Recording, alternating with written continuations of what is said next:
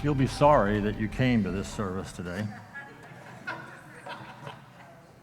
because many of you know that I'm a Red Sox fan, and they're playing at 10 o'clock this morning.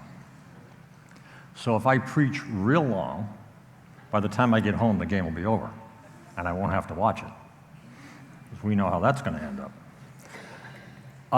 Every time I preach, I'm reminded of a story that was told by one of the great preachers, Stuart Briscoe.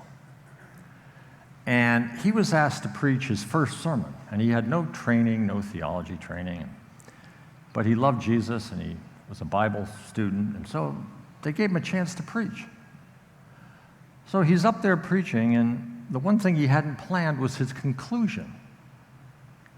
And so he's going on, trying to figure out how to wrap this up, and finally he makes a confession to the congregation. He said, you know, I don't quite know how to end my sermon today. And a little old man in the back stood up and said, shut up and sit down. So if you find that around 1:30 I'm circling the airport and it hasn't landed yet, just stand up and say, shut up and sit down. I want to thank Pastor Dwight for the opportunity. You know, I say this every time I speak here, and it's probably been half a dozen times since Pastor Dwight's come, but there are many pastors who want to guard their turf. They are very jealous of the attention and whatever, and Pastor Dwight has never been like that.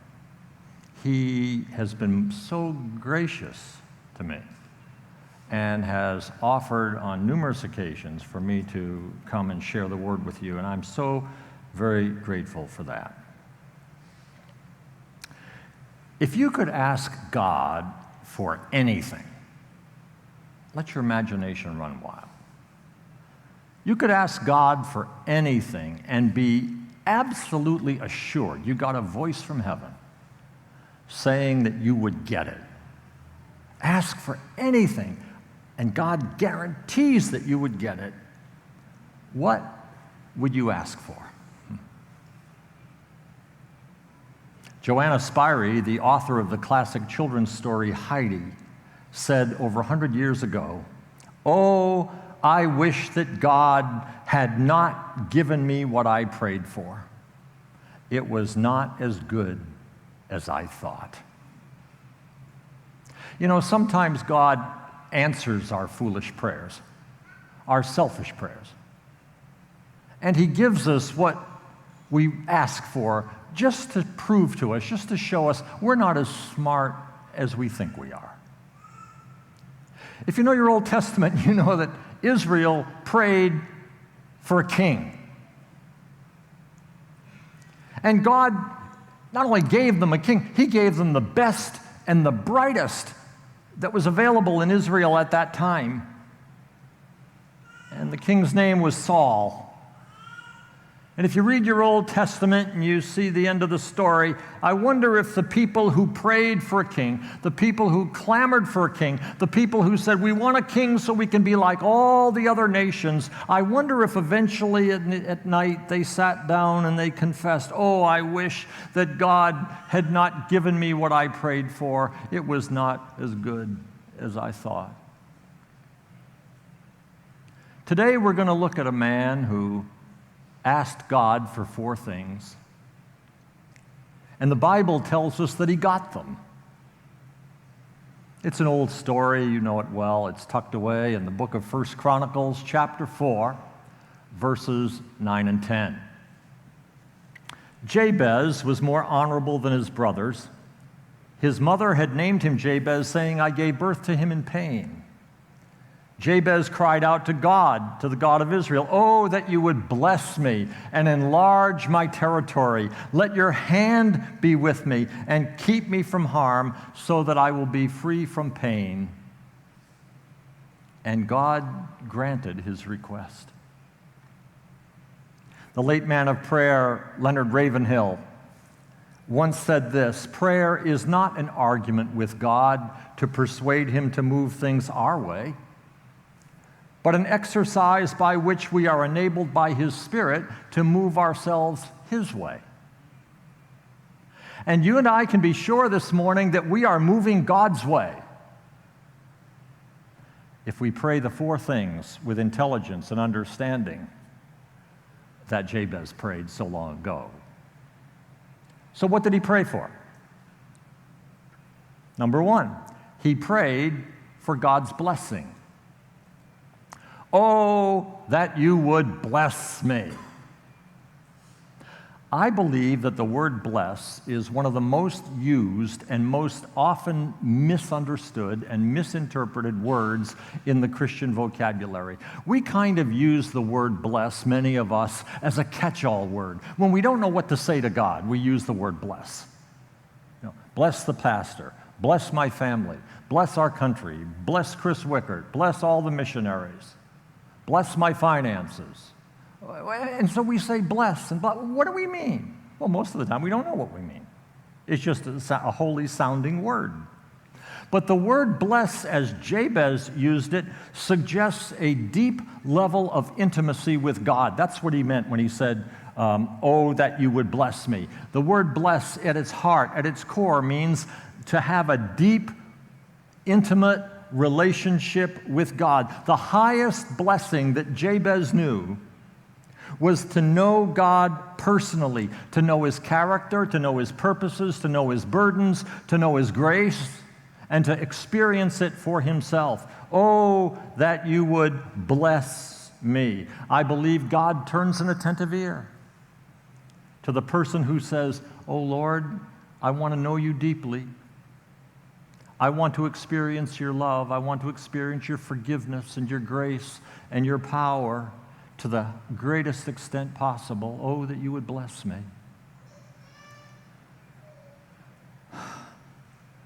Is that all we have to do? Just pray for it? Just say, oh, God, bless me. I want to know you. And then God will come upon us and we'll know Him that way. Oh, we have to pray first. But I want to suggest to you we have to do more than pray.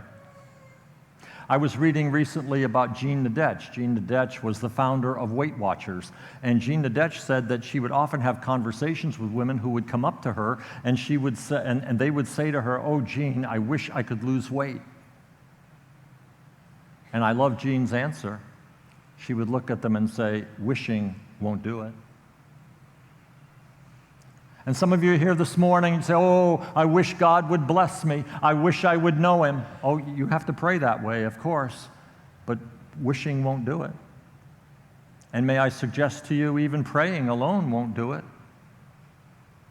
How did you get to know your wife? How did you get to know your husband? How did you get to know your best friend? You spend time with them. You listen to them. You invest into their lives. You even adopt their values.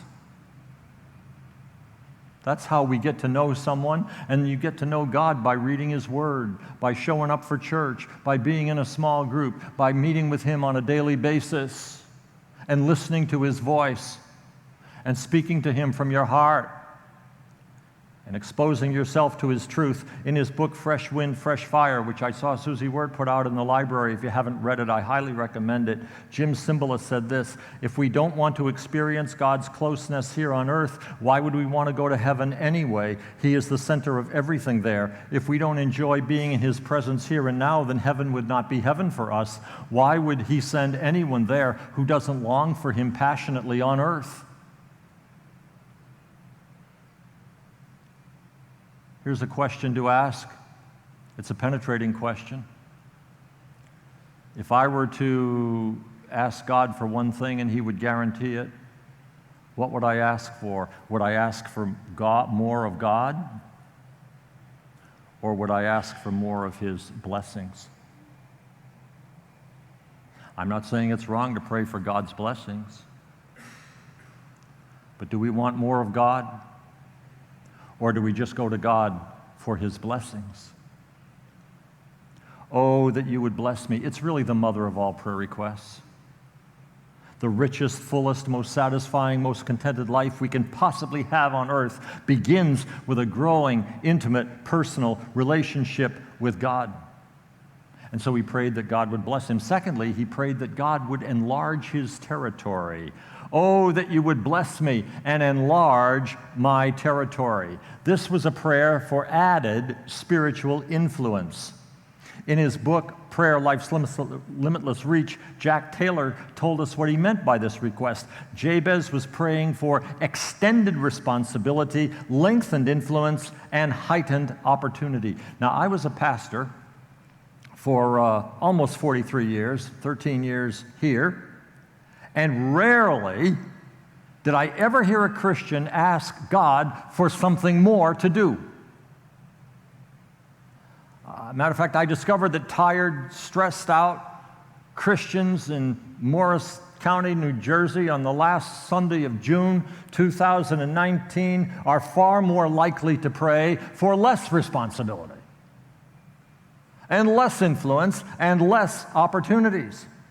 I've heard it often over the years. Pastor John, I've got to unload some of my responsibilities. I'm doing too much for the church. What I'm really hearing is people saying, God, I don't want more territory. I want you to take away some that I already got. But God perked up. God perked up when he heard Jabez cry, enlarge my territory, because even back then, God didn't hear that prayer very much. Jabez wanted to be God's tool in God's hands, employed in God's service for God's glory. You can't pray this prayer and then be content on the sidelines. Now, I wrote this sermon before I heard Chris's testimony, and I was going to say, it's been a long time since I've heard a believer cry out, enlarge my territory. Isn't that what we heard from Chris this morning? Give me an opportunity, enlarge my territory. Take me where I've never been. Been a long time since I've heard someone pray, give me a small group to lead, give me a children's class to teach, give me a lonely person to visit, give me someone with whom I can share my faith, give me someone to whom I can do a work of compassion, give me someone with a problem for whom I can be a listening ear. It's been a long time since I've heard anyone say, except this morning, a few minutes ago, I don't want more territory, Lord, I want less. Or I don't want less territory, rather, I want more. 46 years ago, Emily and I were a young couple. We were married less than 2 years. She was working full-time, and I was a seminary student working 2 part-time jobs. 6 months earlier than what I'm going to tell you, I had become a Christ follower. You say, you mean you weren't a Christ follower and you were in seminary? Don't kid yourself. There's a lot of non-Christ followers in seminary. Anyway, we went back to our home church where I grew up, and one Sunday morning, our assistant pastor challenged us. He said, John and Emily, I'd like to invite you to enlarge your territory. Enlarge our territory? I'm a full-time student in seminary. I'm commuting an hour each way to Boston to seminary. I'm working every morning and 2 nights a week. My wife's working full-time, and you're asking us to enlarge our territory. He said, well, there's a junior high youth group. There's 35 kids in the youth group. And they meet every Sunday night, and nobody's leading them. And we don't know what to do. We're going to have to tell them to stay home because nobody wants to lead them. So Emily and I thought about it, and we prayed about it, and we said, okay. We didn't know how we could possibly do it. But God enabled us to lead that group. When we said, Lord, okay, you can enlarge our territory, He enabled us to lead that group for almost 2 years. And listen, out of that one youth group of 35 kids came a half a dozen pastors and missionaries and pastors' wives. And there's an older man now, David Macbeth, who's the head elder of the South Shore Community Alliance Church in Brockton, Massachusetts, out of that youth group. And I often wonder, how would my life and Emily's life be diminished? What would we have missed out on if we hadn't been open to God enlarging our territory. As many of you know, I fully retired from pastoral ministry on January 1st, 2017. To be honest with you, after 43 years in ministry, I was not thinking about enlarging my territory. You know what I was thinking about? I was thinking about three things. I was thinking about sleeping in. I was thinking about reading the 3 volumes of Winston Churchill's biography that I stashed away from my retirement 20 years earlier. And I was thinking about getting in my lazy boy recliner every night and watching Hallmark movies. That was my retirement plan. After all, I'd been a pastor for 43 years. My days of enlarging my territory were over, so I thought. Then I got a call from my friend Keith Holmes, who, by the way, was with his family here today. Great to have him. Keith and I had been accountability and prayer partners for 13 years. We met almost every Wednesday morning at 8 o'clock in my office. And Keith allowed me to spend the first 9 months of my retirement being a lazy bum. And then he challenged me. He said, "John, time you enlarged your territory." You see, he owns 2 restaurants, as many of you know. He owns Chesapeake here in Long Valley and St. Moritz up in Sparta. And you may not know this, but he has a mission statement for his restaurants, and it's up on the wall, and everybody knows it. And when they're hired, they know it, and everybody who works for him knows it. And in his mission statement, it says, "Our aim is to be a God-honoring restaurant," which means that he runs his restaurants by biblical principles of honesty and integrity. And for a number of years, Keith had required his managers to attend a weekly meeting called Book Club, where they read leadership books and Keith teaches them, and they discuss leadership and management principles from the perspective of honesty and character. But now he's got 2 restaurants to run. He's got 12 managers between the 2 restaurants, and leading and running the book club was becoming too much for him to manage on his own. And so Keith offered me an opportunity. He said, "You can enlarge your territory, and here's how you can do it. You can pick the books, you can write the leadership lessons, and you can teach the classes." And I accepted that opportunity to enlarge my territory, and I can tell you this, I have never encountered such a wonderfully diverse and interesting group of people in a long time. They call me Pastor John. I'm doing 2 weddings of 2 managers this year. And they come to my house for premarital counseling. And we meet together. You see, because I accepted the challenge to enlarge my territory by teaching restaurant managers leadership lessons 4 afternoons a week, I am experiencing one of the most rewarding periods of ministry in my life. I said to Jonathan Wirt after the first service, I said, "I've been around more non-Christians in the last year and a half than I was in 43 years of ministry." Monday and through Thursday afternoons from 3 to 4:30, it's the highlight of my week. Is the prayer to enlarge your territory, is it a scary prayer to pray? Of course, yes it is. It's a scary prayer to pray. But when that prayer is answered, you wonder how you could have possibly stayed within the narrow confines of the territory you presently occupy. And then God said, Jabez prayed, "Let your hand be with me." Now, the word for hand in verse 10 is yad in Hebrew, and it means an open hand, not a closed hand, an open hand. Let your open hand be with me. 1,000 years later, James affirmed that. He said, "Every good and perfect gift is from above, coming down from the open hand of the Father." All the blessings come down from an open hand of the Father of the heavenly lights. And so his first request when he prayed, it was, "Bless me." His second request was, "Use me." His third request was, "Empower me." And by the way, his third request follows naturally from his second, doesn't it? Because if Jabez was going to be used by God, if his territory was going to be enlarged, then he would have to labor in God's strength and not his own strength. You see, it's not enough to do God's work. You can't just say, enlarge my territory, and then try in your own strength to do God's work. God's work must be done God's way. And the work of God can only be done through the power of God. The great evangelist and preacher of a former generation, A.C. Dixon, warned the church of his day, when we rely upon organization, we get what organization can do. When we rely upon education, we get what education can do. When we rely upon people, we get what people can do. When we rely upon money, we get what money can do. When we rely upon God, we get what God can do.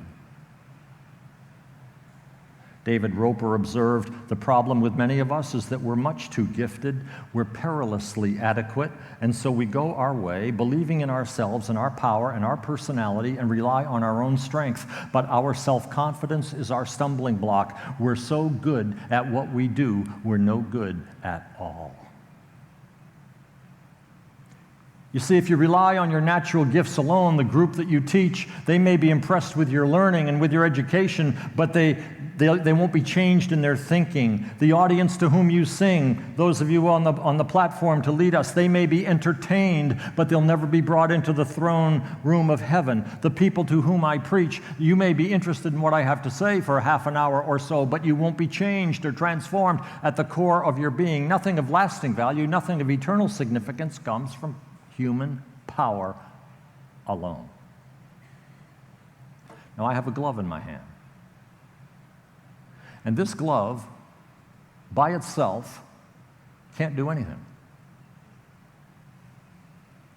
But if I put my hand in the glove,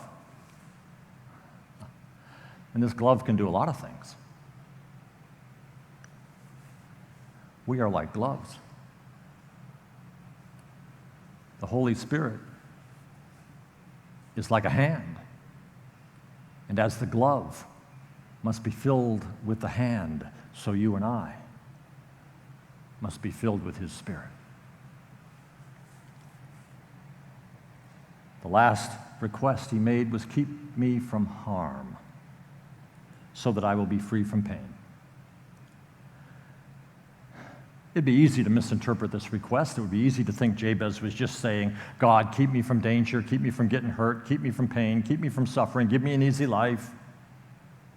But that wasn't the case at all, because the word harm is the Hebrew word ra, which means bad, evil, or wicked.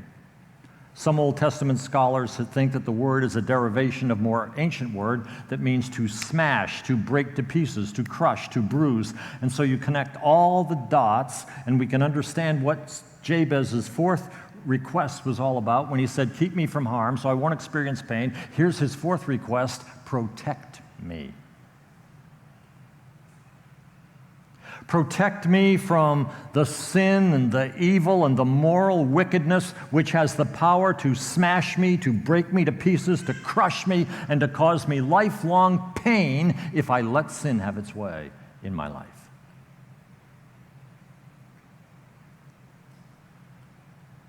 If the Holy Spirit lives within you, and He lives within all of the people who have called out to Christ for salvation, if the Holy Spirit lives within you, you have the potential, I say the potential, to resist any sin or any temptation.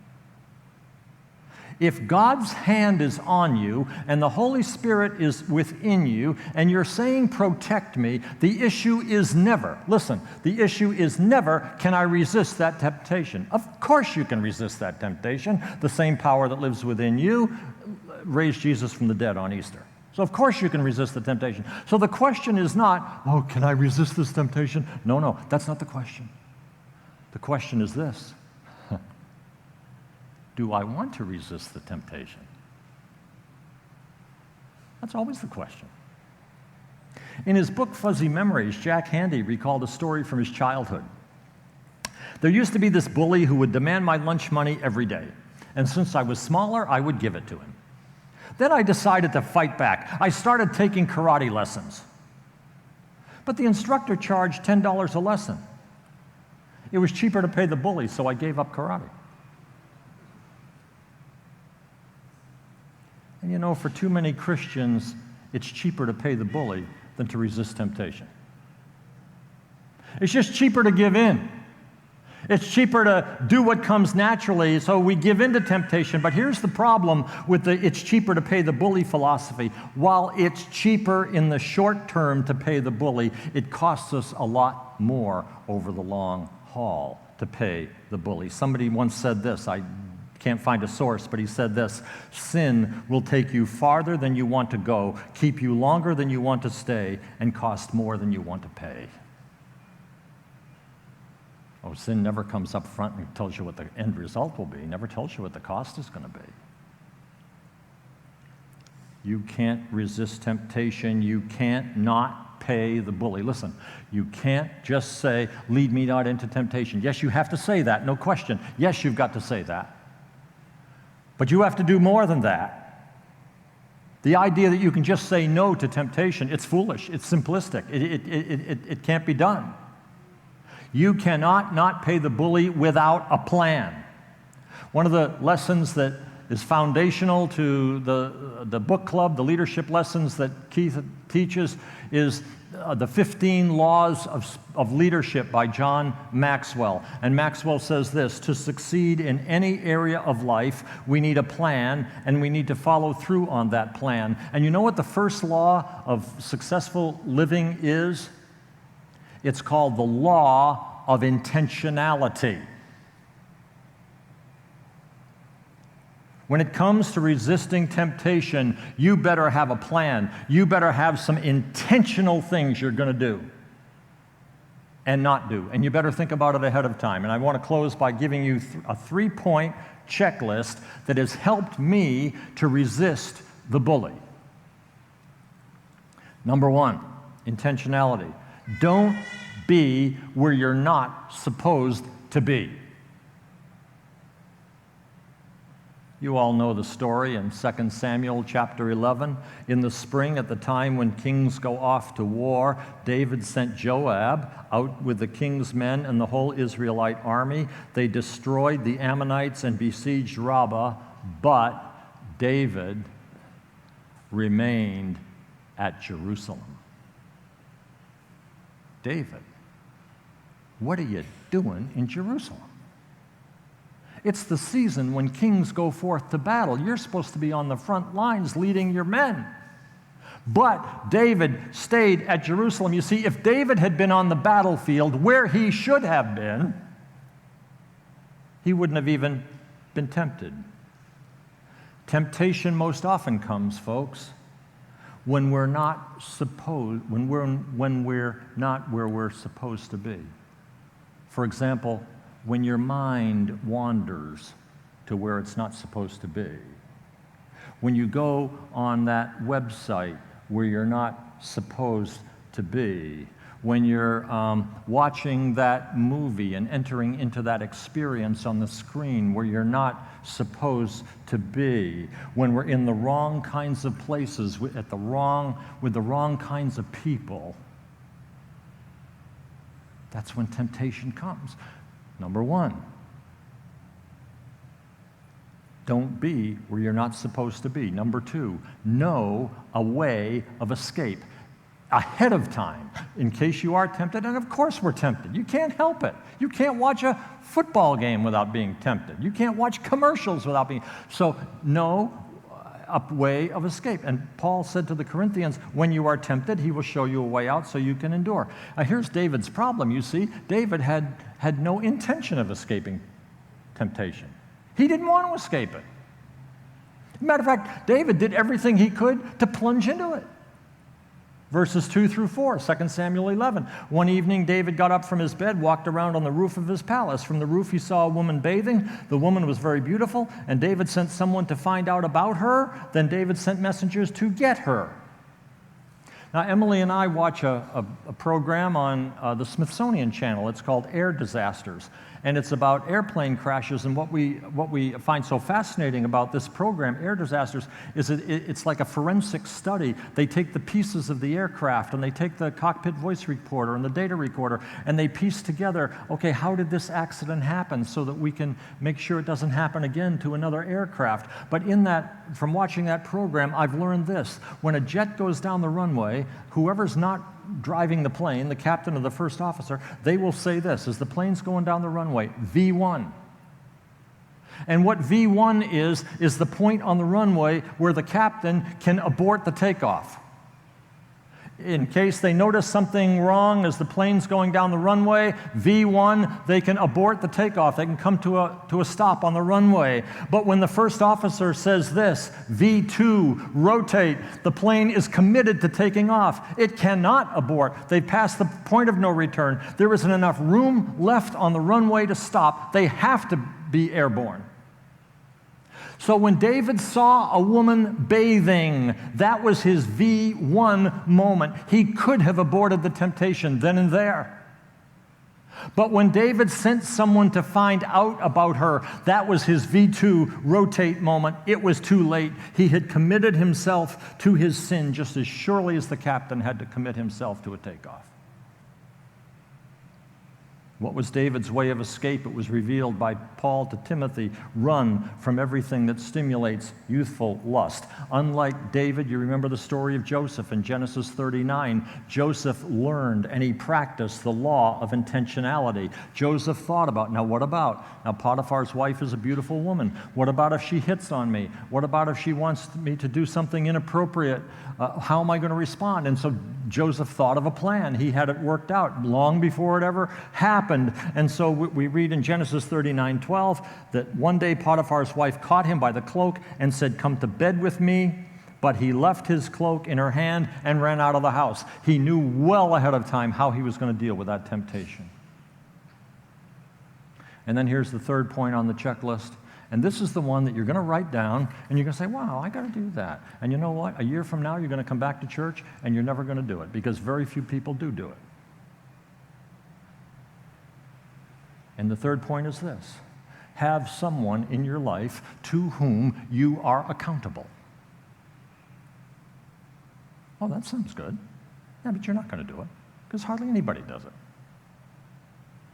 In 2 Samuel chapter 12, you remember the prophet Nathan called out David for his sin. He said, "Thou art the man." He called him out for his sin. But you know what? By 2 Samuel chapter 12, it was too late for accountability in 2 Samuel chapter 12, at least to prevent him from yielding to the temptation. The damage had already been done. Bathsheba was pregnant. Her husband Uriah had been killed on the battlefield due to David's sinister plan.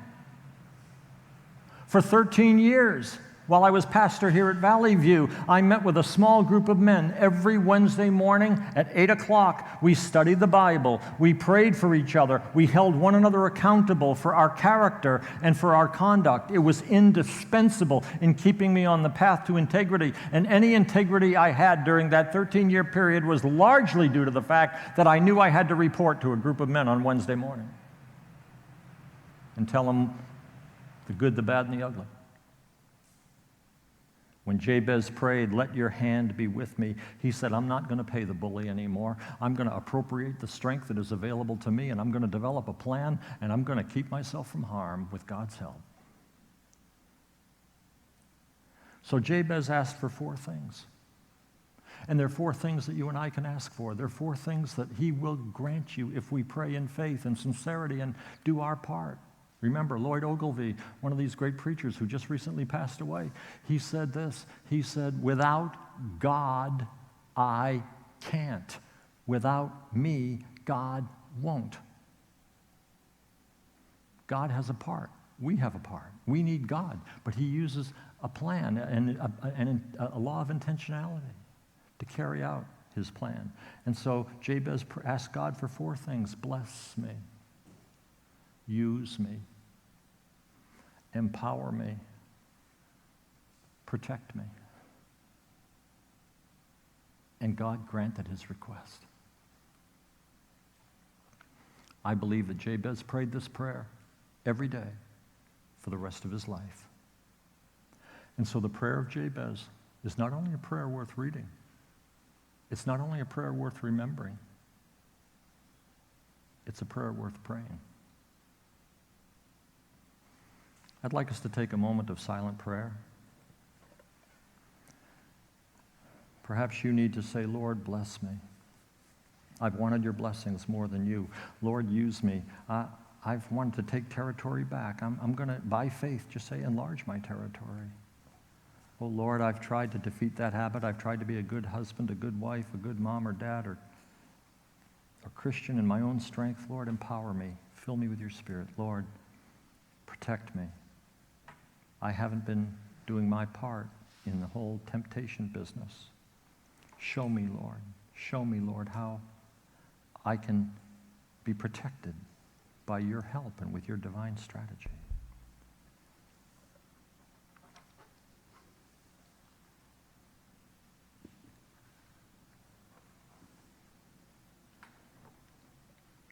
Lord, hear the cry of our hearts. Lord, I pray that you would give us that which we need to have the life that you intended for us when you redeemed us. In Christ's name, amen.